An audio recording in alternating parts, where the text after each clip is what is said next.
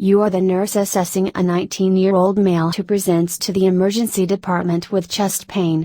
He localizes the pain to the left parasternal region, and the pain is reproducible with direct pressure. You take his vital signs and they are all within normal limits. He says that he is a very active student who frequently lifts weights, rows crew, and runs marathons. What is the most likely diagnosis? A. Peripheral vascular disease. B. Diabetes mellitus. C. Acute coronary syndrome. D. Costochondritis. E. Pulmonary embolism.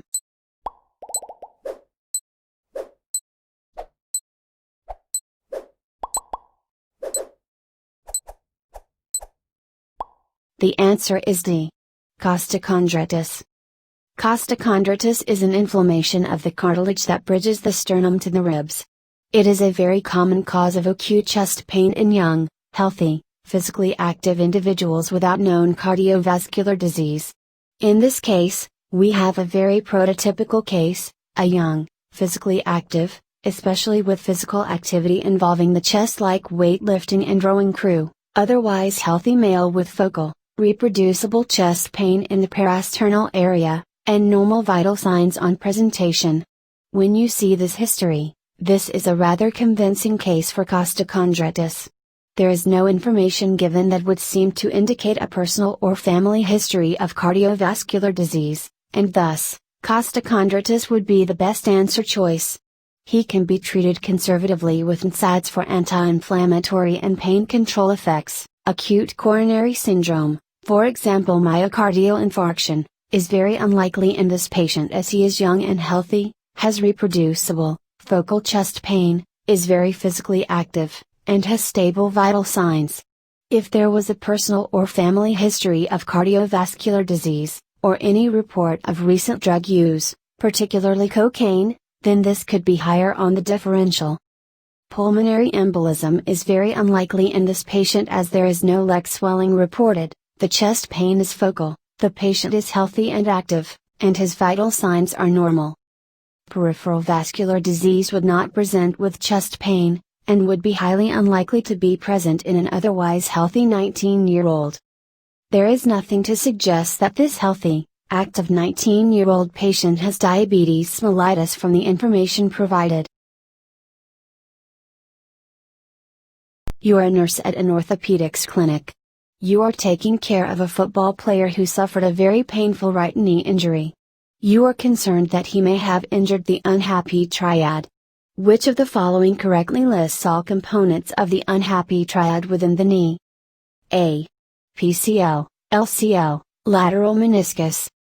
B. PCL, MCL, medial meniscus. C. ACL, MCL, lateral meniscus. D. ACL, LCL, lateral meniscus. E. ACL, MCL, medial meniscus.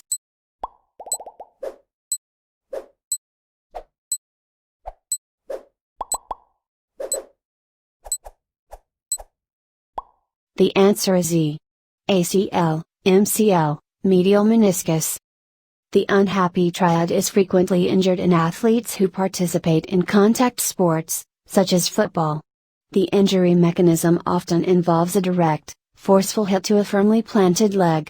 The hit is forceful enough to rupture two ligaments, ACL and MCL, as well as the medial meniscus. The treatment for such an injury involves surgical intervention and a lengthy recovery period, though for patients inclined to partake in the rehabilitation process, they can often return to their desired sports after completion of surgery and rehab. You are a nurse in an emergency department and a patient presents following a bicycle accident in which he fractured his right radius and ulna. The patient complains that he cannot feel his extremity distal to the fracture. The right upper extremity is pale, painful, pulseless, and cool to the touch, and the patient complains of occasional pins and needles within and distal to the injury. You note a great deal of swelling around the fracture site. Which of the following is the most likely diagnosis? A. Limb necrosis.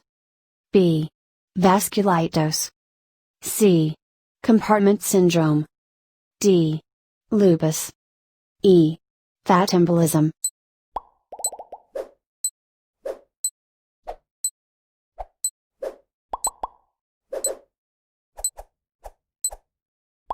The answer is C. Compartment syndrome. Compartment syndrome is a surgical emergency in which an injury results in hemorrhage or swelling in an enclosed space that causes dangerously high pressures to build within the enclosed space, resulting in compromised blood flow to the muscles and nerves within and distal to the space. The symptoms include a cool, pale, pulseless extremity that may also experience paresthesis, and that is visibly swollen and tense. In this case, the patient's right arm exhibits all of these characteristics, and this presentation is highly consistent with compartment syndrome. The other choices are incorrect. Vasculitis and lupus are both autoimmune conditions that may result in limb swelling, but would be unlikely causes of this patient's presentation, especially in the setting of a recent local trauma to the affected limb. Fat embolism would not account for the patient's constellation of symptoms. There is no evidence of limb necrosis at this stage of the patient's injury. Should the compartment syndrome not be addressed and vascular flow remain compromised by persistently high pressures, then limb ischemia and consequent necrosis could be a downstream effect. What syndrome presents with pain or stiffness, usually in the neck, shoulders, and hips, which may be caused by an inflammatory condition of blood vessels such as temporal arteritis? A. Myositis. B. Guillain-Barré syndrome. C. Amyotrophic lateral sclerosis, ALS. D. Polymyalgia rheumatica.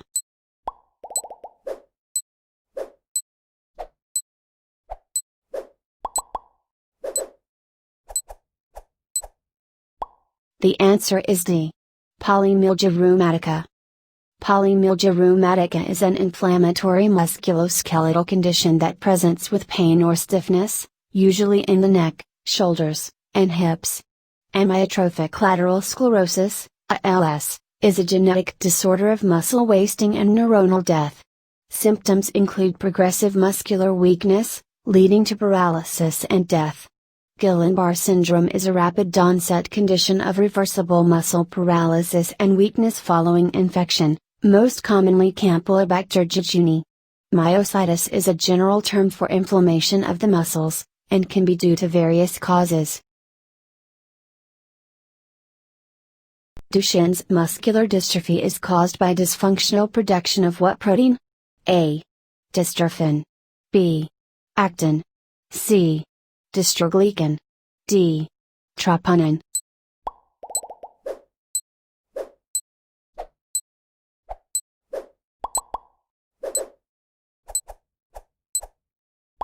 The answer is A. Dystrophin. Duchenne's muscular dystrophy, DMD, is caused by dysfunctional production of dystrophin, a protein that is part of a complex of proteins that anchor the cytoskeleton of a muscle cell to the extracellular matrix, also known as the dystrophin-associated protein complex. Its absence disrupts multiple intracellular signaling pathways, leading to muscle necrosis. Dystroglycan is another protein in this complex, but it is unaffected in DMD. Actin and troponin are also unaffected in DMD. Duchenne's muscular dystrophy has what inheritance type? A. X-linked dominant. B. Autosomal dominant. C. X-linked recessive. D. Autosomal recessive.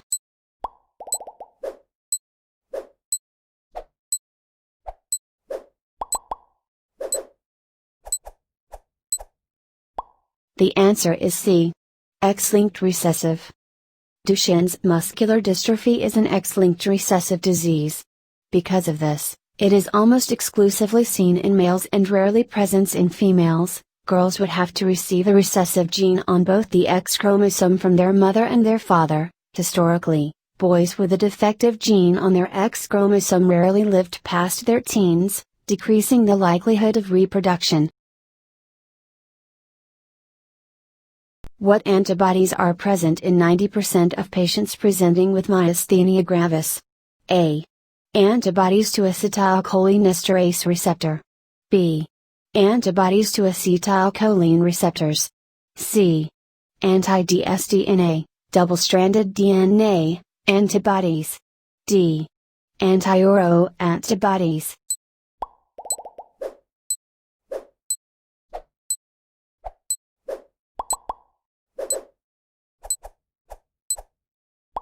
The answer is B. Antibodies to acetylcholine receptors. Myasthenia gravis is a condition in which the immune system makes antibodies to acetylcholine receptors, thus blocking receptors and preventing the stimulating effect of acetylcholine at the neuromuscular junction. This results in muscle weakness that progresses during activity and improves with rest. Anti-oro antibodies are commonly seen in Sjogren's syndrome and systemic lupus erythematosus, SLE, and anti-dsDNA antibodies are highly specific for SLE. What condition is characterized by a deficiency of normal type 1 collagen, resulting in the formation of brittle, fragile bones? A. Marfan syndrome. B. Osteogenesis imperfecta. C. Legg-Calvé syndrome. D. Ehlers-Danlos syndrome.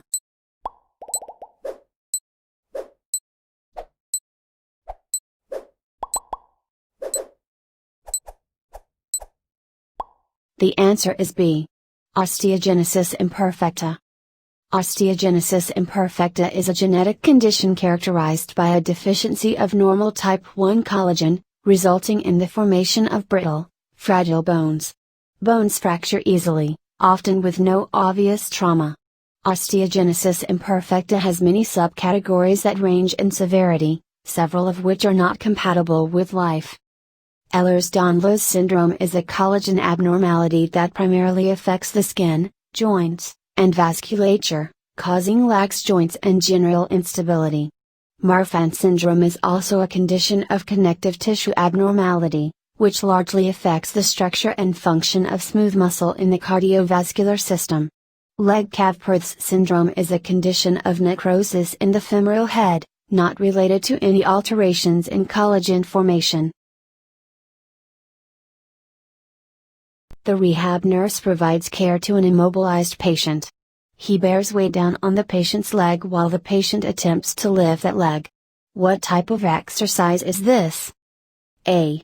Active assistive range of motion. B. Isometric. C. Active range of motion. D.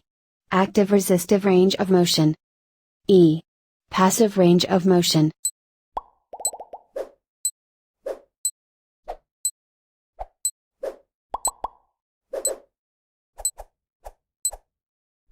The answer is D. Active resistive range of motion. Active resistive range of motion is performed by the client against resistance, manual or mechanical. This exercise builds muscle strength. Isometric exercises are performed by the client without motion, rather, the client contracts and relaxes the muscle without moving the joint. This maintains strength in the muscle while the joint is immobilized. Passive range of motion is performed by the nurse without assistance from the client, which retains circulation and range of motion in the joint. Active range of motion is performed by the client without assistance of the nurse and maintains joint mobility and muscle strength. Active assistive range of motion is performed by the client with help of the nurse to increase motion in the joint. In the emergency department, the nurse evaluates a patient with severe pain in the left calf after falling during a soccer game. Which of the following is the most appropriate action by the nurse? A. X-ray the calf. B. Give morphine. C. Apply heat to the calf. D. Notify the physician. E. Bandage the calf.